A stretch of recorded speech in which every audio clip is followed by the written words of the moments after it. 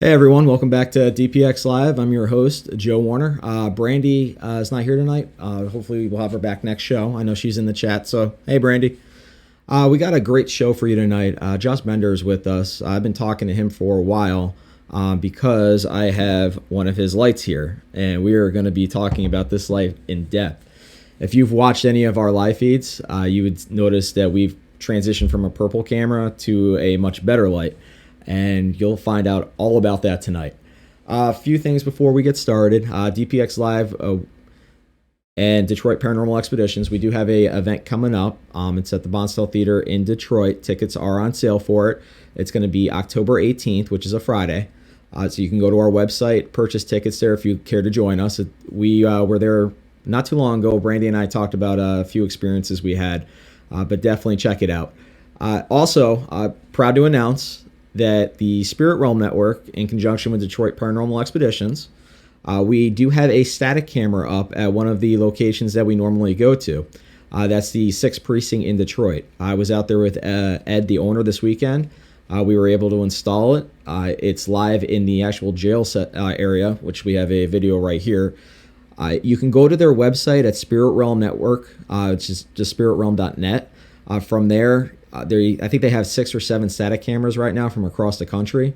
If you click the one for Detroit 6th Precinct, you'll get this live feed right here. I was actually watching it for a little while last night, and I heard some knocks, some noises, and a few orbs and stuff that I thought were orbs go by. We're talking about possibly putting another IR light in there to make it a little bit brighter. But definitely go and check it out. Give it a like. Ed is doing some amazing things there. We do have some exciting things coming up with him. And I'll kind of talk about that at the end. So stay tuned to the end for a few exciting announcements. So that's going to bring us to our guest tonight, Josh Bender. Like I said, he is the creator of this fabulous light here. He's also part of a group that we're going to talk about a little later. So without further ado, I'd like to introduce Josh. Hey, buddy, how you doing? Good. How are you? Good. You can hear me all right? Yes. Yep. All right, perfect. If there's any issues with audio or anything, please put it in the chat and we'll adjust it as we go. Again, everyone, thank you for tuning in tonight. If you want to throw where you're from in the chat, we'll try to give you a shout out. If you have any questions, we're monitoring it live and we'll be able to answer them in the moment. Josh, thank you again for coming on. I know we were supposed to do it last week. We had some technical glitches, and then I think my entire crew was sick, so I didn't want them coming to my house. So I appreciate you rescheduling. Not a problem at all. Thanks for having me. Thank you. So tell me a little bit about yourself. Where are you from? How did you start getting into paranormal things of that nature? Originally, I'm from Pennsylvania. I currently live in southern West Virginia. I got into paranormal probably around 2004. And how I got into the paranormal isn't really like most. You know, a lot of people have this life-changing experience, or they started seeing things when they were young. And for me, it was we were sitting at a bar that my buddy owned, and another friend was in there, and he started talking about it, and it sparked my interest. I'd never heard of, investigating, spirits and ghosts and such. So we decided to try it, and he was going to show me some things. We had this little mini cassette tape recorder and a little AM/FM radio, and just digital camera, and actually a camcorder that was the little tapes that you put into the big VHS adapter. I know what you're talking about. And we started actually in that bar. There was talks of the bar being haunted, and there had been a couple fires, and some people had passed away in that building. So we waited until the bar closed, and around 3:00 in the morning we would start, and we would do a couple hours here, a couple hours there, and I got in with some other people that I used to play in a pool league. Okay. And we would travel around different bars and stuff like that and play pool. And I met some people by doing that, and they started talking about it. I was like, hey, I've done it a couple times. And so we created this group, and it just it just blew up from there. And since 2004, it's been, off and on through the years. There was some times where I wasn't part of a group, and I had to find another one. But I had started down here. I searched for one, and I found it. I was with them for about a year, and I found I don't know if you know Holly Mullins or not. Yes, I do. She had Black Mountain Paranormal Society, and I joined their group for a while, and then Holly kind of went and did her thing. I started Deadlight, and now I'm with Interface Death. Well, I think we should probably just jump right into the light. But before we do, a few hellos. We have Josh from Scotland. Thank you for tuning in. I appreciate it. First one from Scotland watching the show, so thank you. Daphne's from Texas. Daphne is one of the owners of GoTech Packs. Amazing products, so definitely check it out. And then we have Faye from the Thumb of Michigan. And a few more once they pop on, if you let us know where you're from. All right, so let's jump right into the Deadlight. Before we start talking about it, we have your promo. So we're going to play your promo for the Deadlight, and then we'll kind of dissect it a little bit, okay? Okay. Do you need help? Do you want us to help you? Do you have that drive?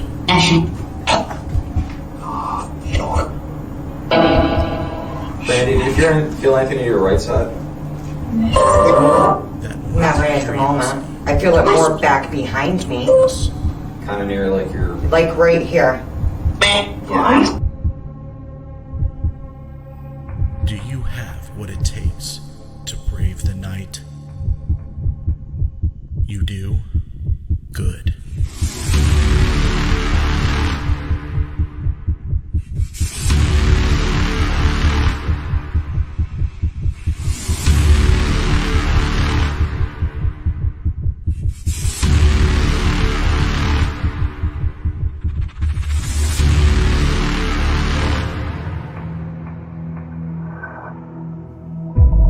Deadlight.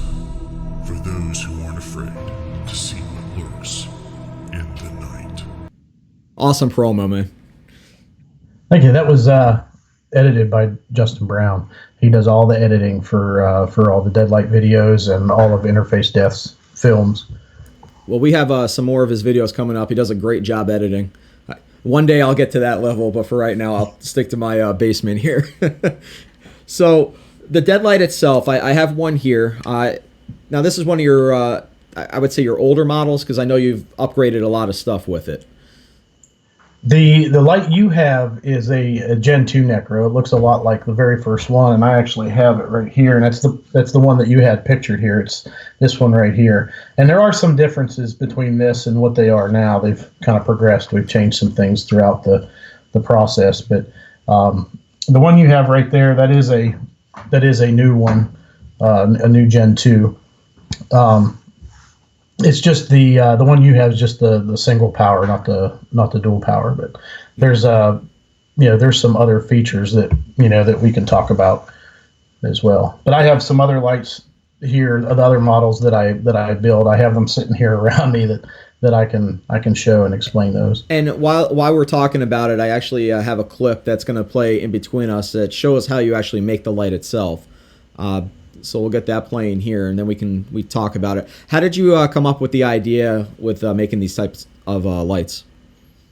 Well, it started with just talking with Justin. That was before I even joined his group, and he had a camera with a really wide lens, and he wanted a light that would fill the whole area that the lens could see.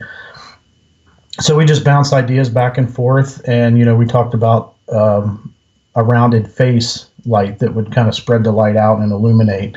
And so I started thinking, and what can I build this out of? What can I use? So I started buying materials and started testing different things, and really what it came down to was a PVC cap. A dome PVC cap has that perfect curve. It's already there. I don't have to build that part of it. I just have to build the rest of it.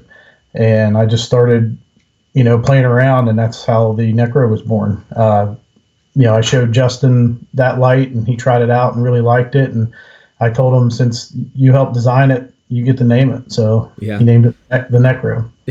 So what we're gonna do real quick, and because I absolutely love the light, I've sent you a bunch of videos and stuff of just some great things I've captured with it. I mean, it's night and day from the purple to this.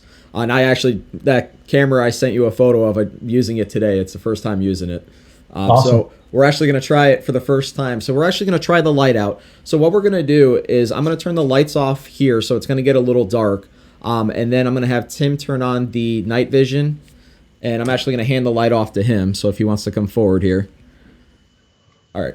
So I'm going to turn the lights off here to make it a little bit darker. Go ahead and turn the night vision on, the camera.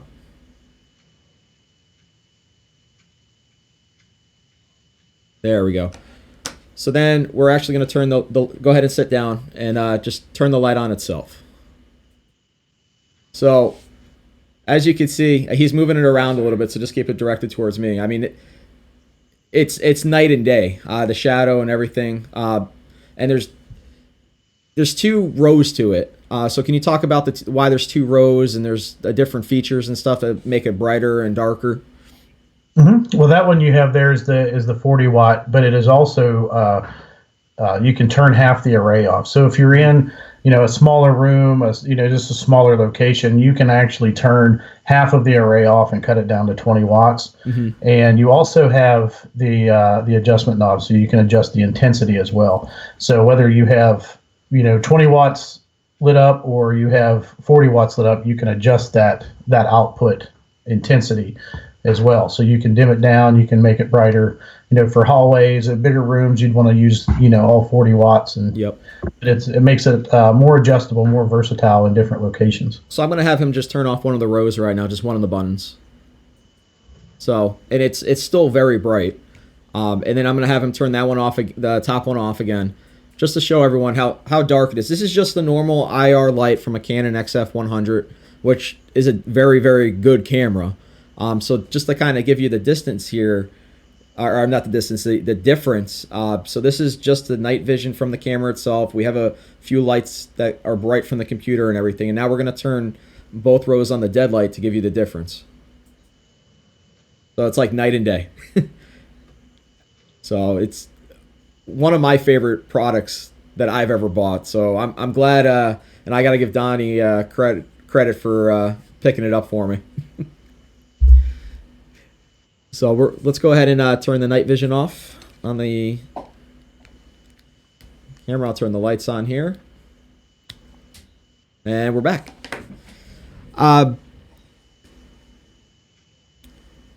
Jeff asked, has anyone ever shared evidence clips with you that they've captured while using the dead light? Besides me? Actually, yes. I was just going to say you, yeah. Yeah, you're the latest one, but yeah, I get people that send me not necessarily evidence, but pictures, videos, and even their setups. I use their setups as examples on how they can mount the lights, and so I get all kinds of material that I can use on the page. So what's moving forward? What's the next ideas with the lights? What are you looking to do? Well, there's I have a couple features that I don't advertise quite yet because I don't have the website. I put them out on the Facebook page, but as busy as I've been, having a website, I think the orders can get out of hand, and I'm the only builder. I'm the only one that builds them. So, and I work full time. Plus, I work my overtime is unpredictable. Sometimes I work a lot. Sometimes I don't work any. But so I go to work. I come home and I'm in the shop. So the production speed isn't as fast as I'd like it to be. But with everything being handcrafted, the diffusers are all handmade. The housings, the light housings are all handmade. So it does take some time to build. But one of the features that I have is I have it on the really big light that I'll show here in a little bit, but I use a wireless remote setup. Oh, okay. So I can set it up. You can set it up the light in like maybe the corner of the room, and you can hold the remote, the wireless remote, and you can control the light from the remote. So if you walk into the room, you can hit the power button, you can turn it on, you can adjust the intensity. You can also make it strobe. Oh, really? That's cool. There's different blinking and strobing, different speeds. There's all kinds of different features with the remote. Faye wants to know how much does a set like this cost? So how much would these lights go for? So the 40 watt with the I call it the dual power feature, and I'll explain that real quick. With the dual power feature, and I can show you on this light right here, we have this switch right here, the 1 and the 2. I don't know how well you can see that there. I can see it good. Okay. Well, you can put, your two. It runs on 2 batteries, two 18650 batteries. You can run it that way and switch it to one side.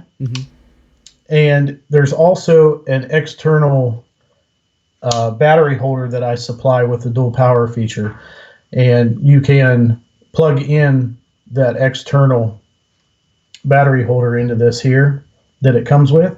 So if you're running these lights initially and say they die, all you have to do is, if you have the external plugged in, is switch it to the other side and just keep going. Or you can use the external as a primary.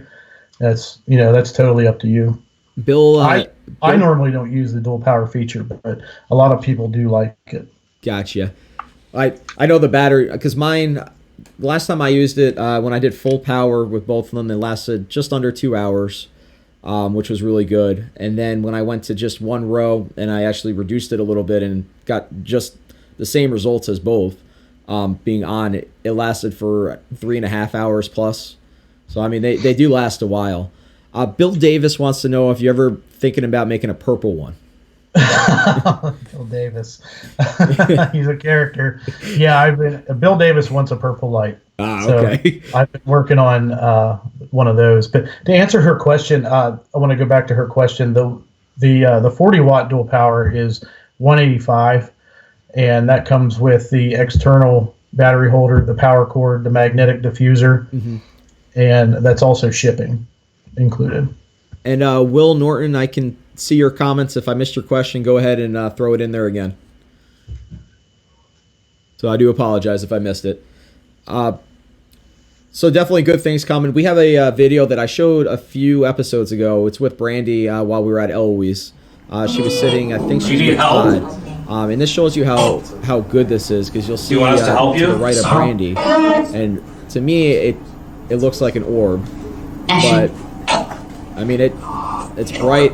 It's still down by her leg, and it actually goes away. It's hard to see because it's a lot smaller than I had it blown up. But the light captures absolutely amazing things. I've caught shadow figures on it. I've caught orbs on it. And it really, in my opinion, it takes the dust out and, a lot of the negative things you would get just from a normal night vision light itself.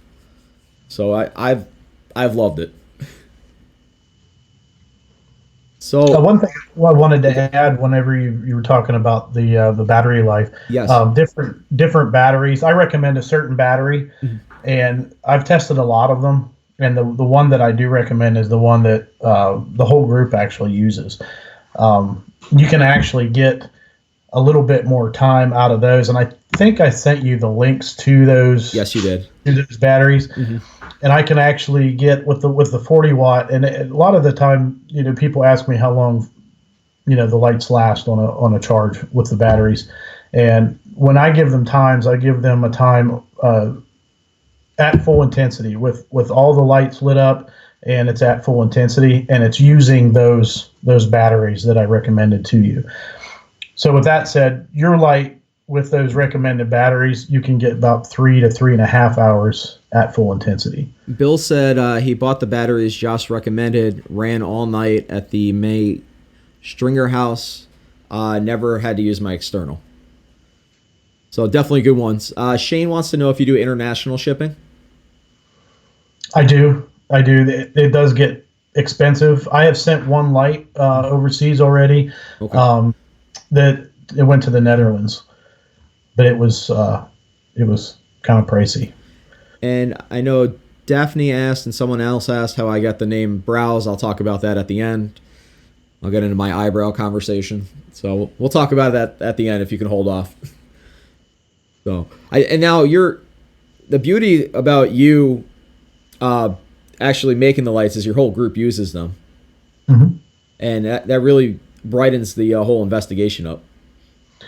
Yeah, and sometimes it can get too bright. You know, if we're trying to film different angles, and everybody's just, you know, blowing each other out with the lights. So sometimes when I'm filming, I don't even turn mine on. I just let them. I use their light unless I pan away or something, and then I'll turn mine on. But I constantly mess around with mine. I turn both arrays on. I cut half the array, and then I'm constantly adjusting the intensity depending on where I'm at in a location. So 2 more questions we have here. Will wants to know if it can sit on a tripod. Yes, every light has and if you can see it here, it has a 1/4-20 tripod adapter on the top and on the bottom of the light. And I do that because that lets you mount it in different ways. See, whenever I use my rig, I use a shoulder rig. I actually hang mine down from the rig, so I actually use the top mount on the light. But yes, tripod thread. And then the Faye wants to know, with the weather getting cold in Michigan, how do they hold up to the elements? I'd say they hold up pretty good. We've filmed in the cold before, mm-hmm. and other than maybe running into some battery drainage from the cold weather, the light holds up just fine. And then Will just asked if you can make a smaller version to wear around your head. Well, I have a smaller version. I have a 10-watt Demon. I can actually show that to you here, but it's a little bit big to wear on your head. I think I saw that in a few of the videos by the GoPros, where you guys wear them up front.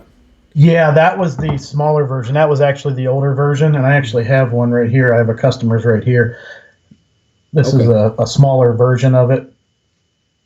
That's cool. And I don't make these anymore because I handmade these, and it gets very tedious. Oh, I can imagine. Making each piece and putting it all together. So this is actually my first 3D printed light, the Demon. And the reason it's a little larger is because it holds 2 batteries. You can run it on 1 battery or 2.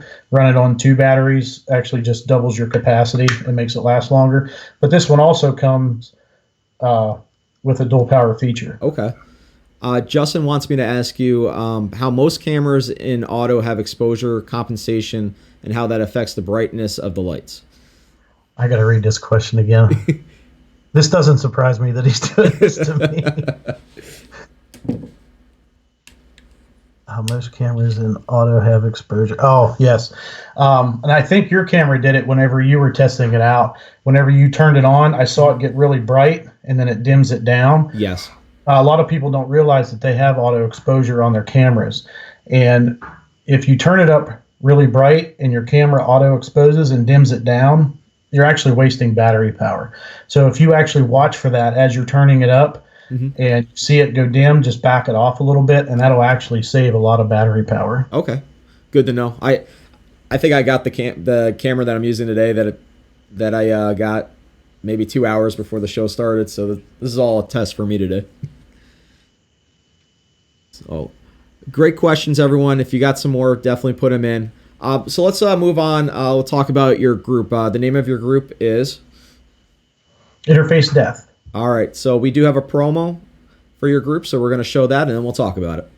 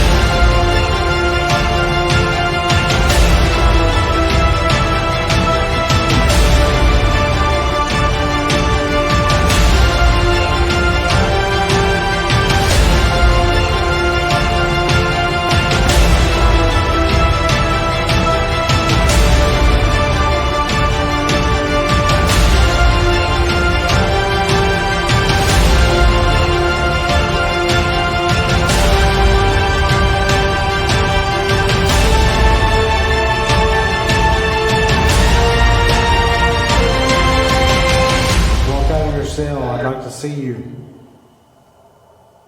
What the fuck was that? All right, so tell us about your group.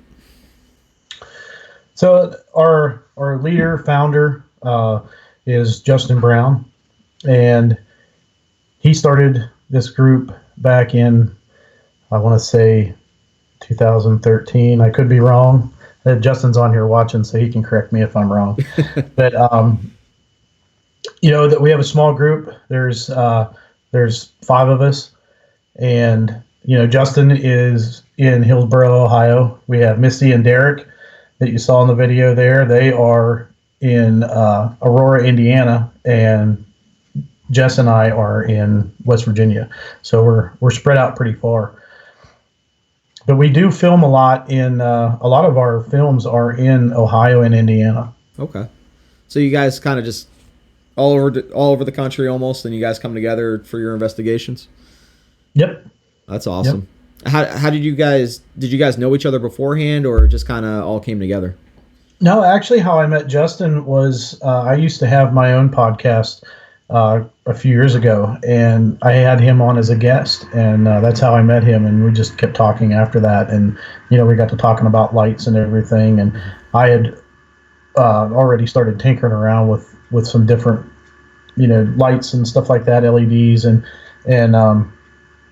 that's how it all got started, and then we started passing around ideas, and that's how Deadlight came about. That's awesome. What's been some of your favorite locations your group has been to?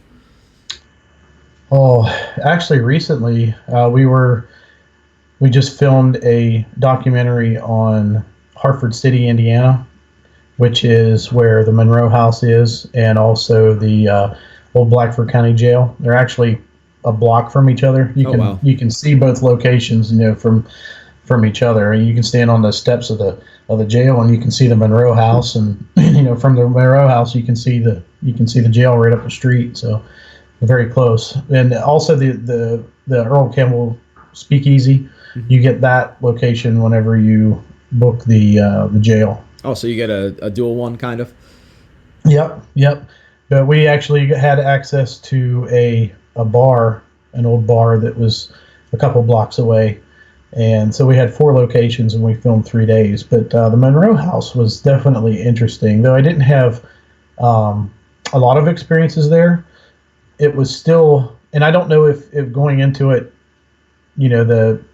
just from hearing different things about it, and it being nicknamed the Demon House, and that kind of stuff, if it, affected what I was thinking about it before. Well, Brandy and I have had conversations, and I know I've had it with Jeff too, and Todd. When a location's on TV so much, it's hard not to go in expecting, because you've seen all this stuff over and over. And the Monroe House has been on numerous TV shows. So like you said, if you go in not meaning to do it, but have that thought in the back of your head, it could, taint the investigation just a little bit. Mm-hmm. The House of Wheels was the same way. I didn't investigate there. I helped out doing some filming there, but that place was really odd. It was like a different theme whenever you went into, different rooms. Mm-hmm. And it was an old funeral home. And I was pretty nervous about going in there. And normally I'm not. Most locations I can go in, I can walk around. I don't experience a lot of things. But this place was definitely interesting. Now, I saw I went through your YouTube channel for your group and everything, and I saw a lot of the locations you've been to. You guys actually have been to the Anchorage in Marietta, Ohio. Mm-hmm. How was that location for you? That location, for me, was quiet. Others had experienced some things, and right in the beginning,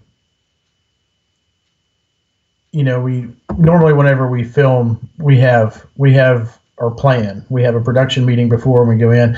So as soon as we get there, we are everybody's doing their task. Everybody kind of spreads out, and everybody's doing their thing.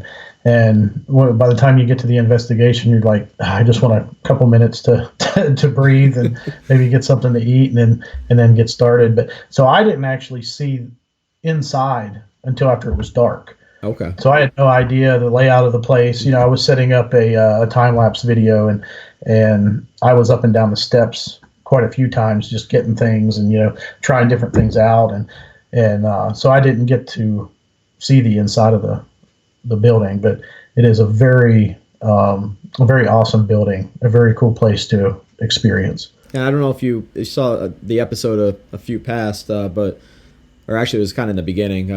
When our group went there, it affected me, it affected Matt, who's on the team, and it also affected Todd, where we actually ended our investigation around midnight. We planned on staying all night, and we had to leave. I have a good 3-minute portion of just completely blacking out and not knowing anything. So the place is and crazy. I know Matt had a pretty different experience. Matt's actually in the studio tonight, so he just doesn't want to be on camera.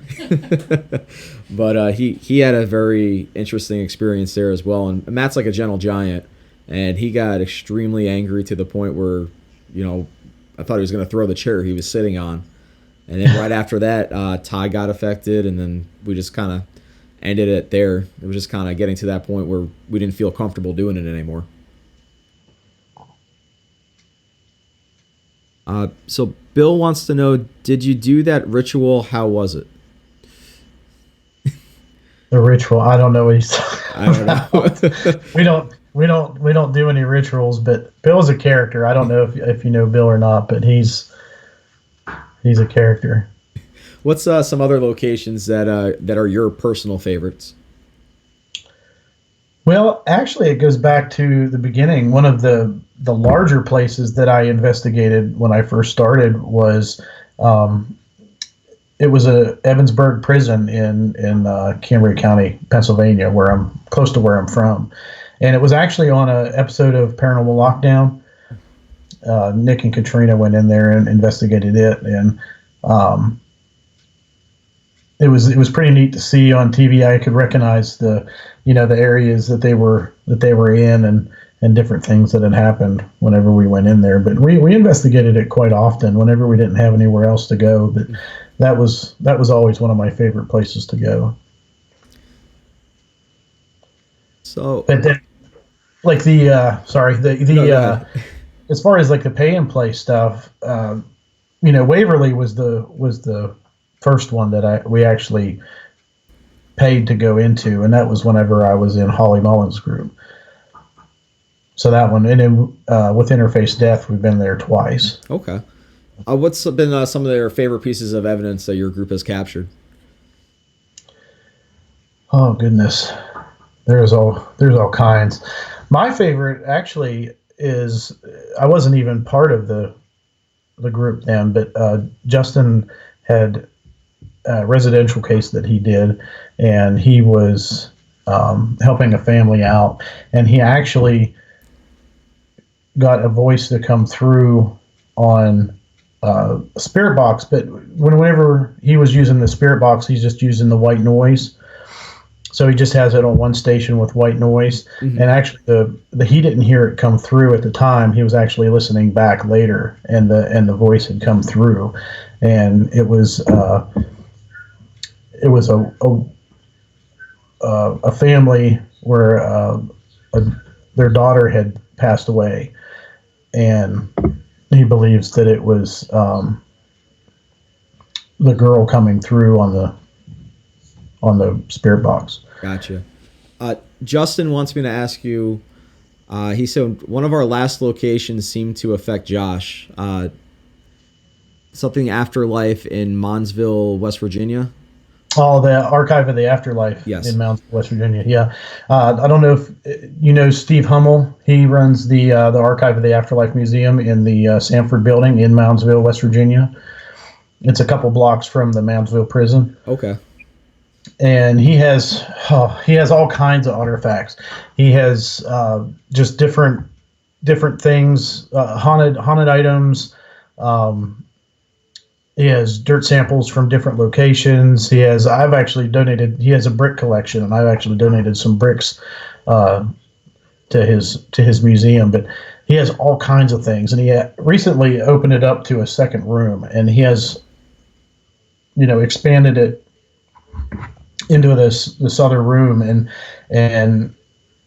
that was the second time that I was there, and that's when we actually filmed a documentary about the Sanford building. And going in there, I was okay. And then the first time I went up the steps and then walked into the second room, it just kind of hit me when I walked in. It was definitely a different feeling, and it kind of gave me this feeling in the back of my throat, kind of like I wanted to cough. It was just kind of weird. Mm-hmm. And but when I walked out, it went away. I didn't have that feeling anymore. And then later on, we were all setting up. You know what it's like setting up equipment. You're setting up your camera rig. You're setting up your. I don't know if you use wireless mics or not, but we use a wireless mic setup, and we can't get them to sync. We can't get them to work. Justin's upstairs doing interviews in the museum, and batteries are dying left and right. And, oh wow! And all of a sudden, I just kind of felt dizzy, and I just kind of dropped down to one knee. And Derek asked me if I was okay, and I just needed a minute to kind of regroup. I don't know what happened, but it just kind of shook me. Mm-hmm. So I just kind of dropped to one knee to keep my balance, and then I was okay after that. But that's definitely a scary feeling when that happens. Oh yeah, and later on in the evening, I still didn't feel myself. Normally I'm all gung ho about investigating and filming and things like that. It's it's one of my passions. It's something that I really like to do, and we're upstairs, and I remember telling everybody that I just don't want to be here. And that's just the feeling that I had, that I did not want to be there. And I had never had that feeling before, and I never had that feeling the first time, that we were in the museum. So it was a really odd experience for me. It definitely sounds like it. Your group does wonderful things. I like all the equipment that you guys have. You guys capture different aspects of the investigation, which is cool. I know you sent me a promo video for the next thing that's coming out. So I want to play that now for everyone watching. Cool. Welcome to Ground Zero. This is the talk of the talk. Everybody is captivated by this area. This is what I call the asylum. When I first purchased the place, it wasn't hard to know that this has been whitewashed. Everybody has their sort of the boogeyman. When you're young and growing up, be good. The boogeyman's going to get you. Well, you want to know what the boogeyman in Madison is? It's this place. You grew up here and you acted up in front of your parents, you get sent here. Now that sends a red flag. If this was a nice facility and everyone was being taken care of, why are you going to send them here? Something was happening behind these walls.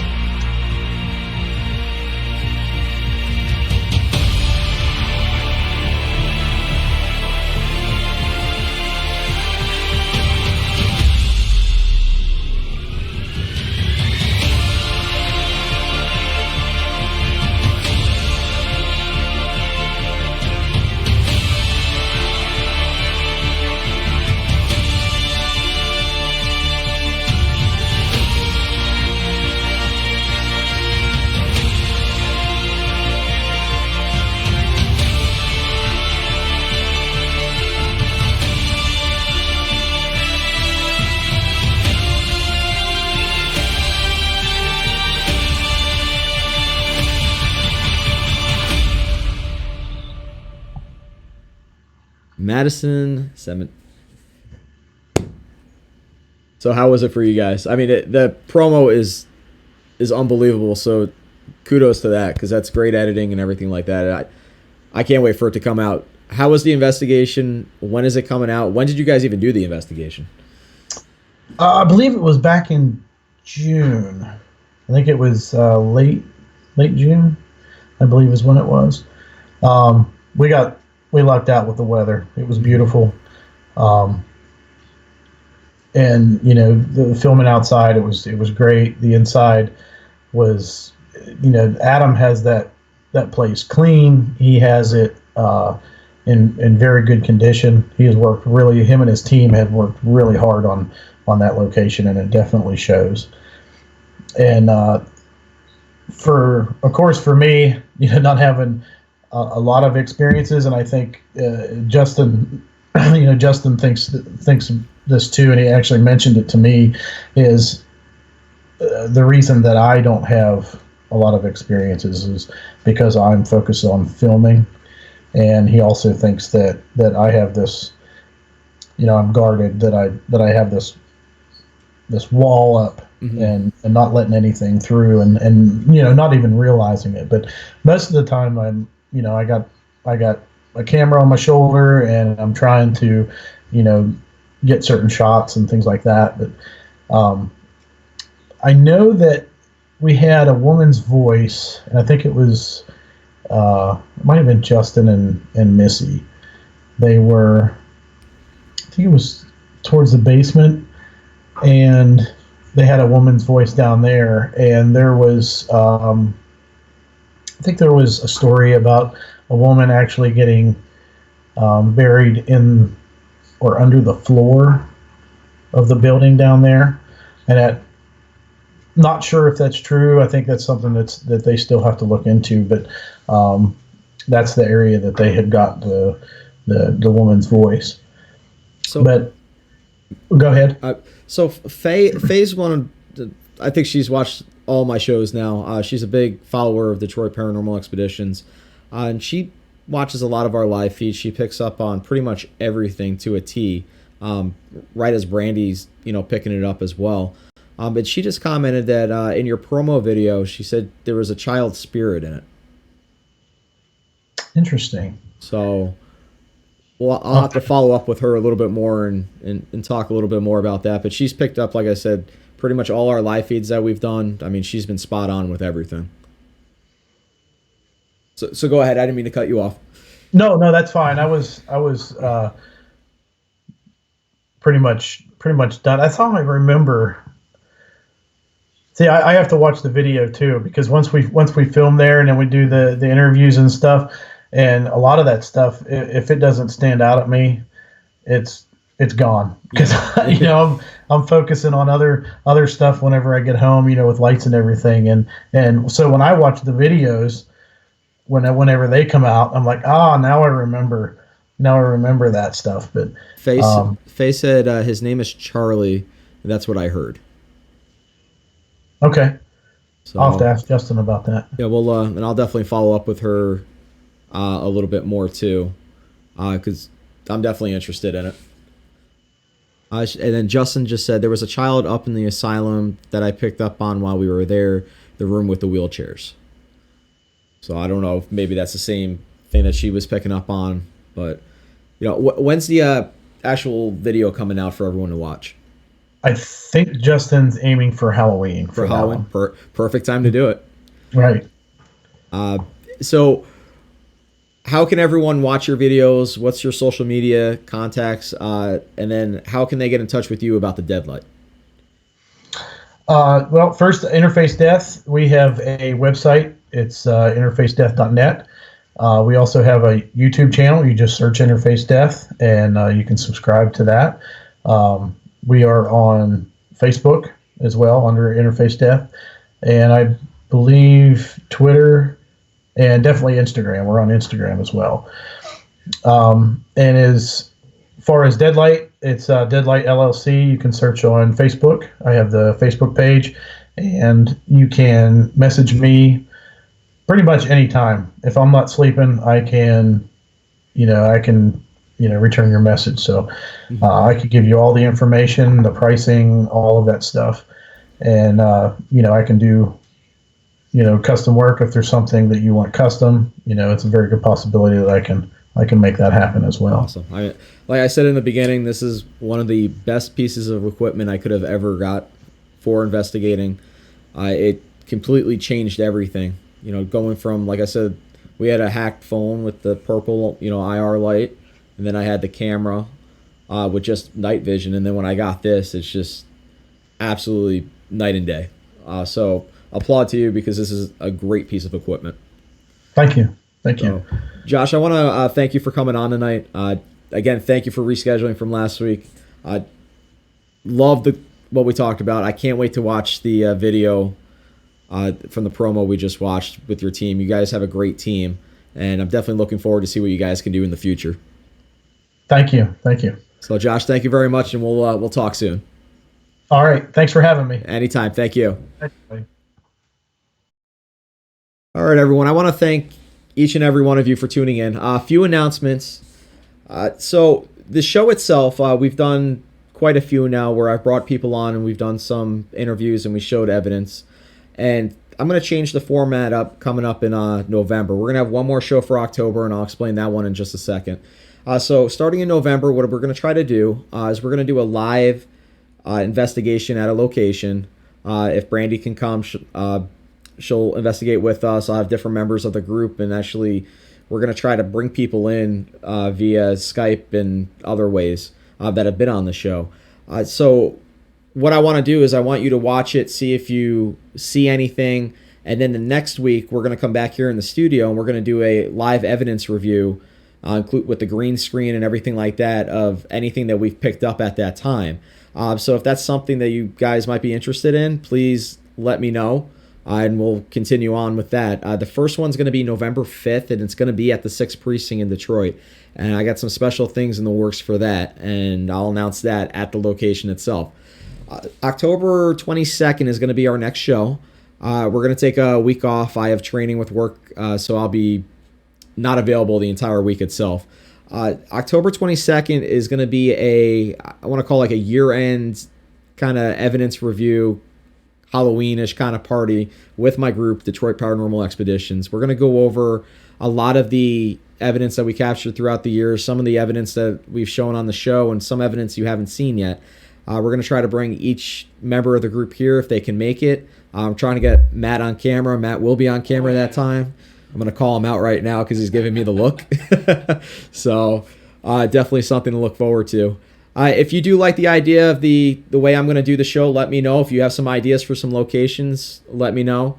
It's going to be good. And definitely come back October 22nd. Tune in. We'll have, again, Detroit Paranormal Expeditions, and we're going to do a year-end review of some of our best evidence. I want to thank Josh for coming on the show. Awesome product, the Deadlight. Go check it out. Go get one. I highly recommend it. I know I've said it a ton of times, but you'll be seeing me use it a lot on the next few shows. Till October 22nd, thank you for tuning in. Stay safe and have a good week.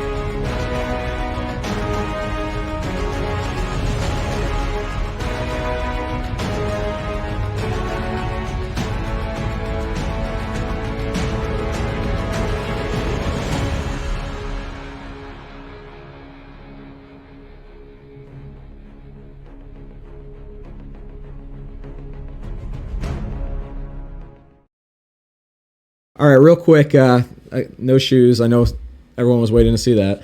I forgot to mention the brow story. It's not a big story or anything like that. When I was in South Carolina, I was in the military and everything. Everyone kept calling me Eyebrows because I had big bushy eyebrows. So then everyone started putting me in their phone as Brows.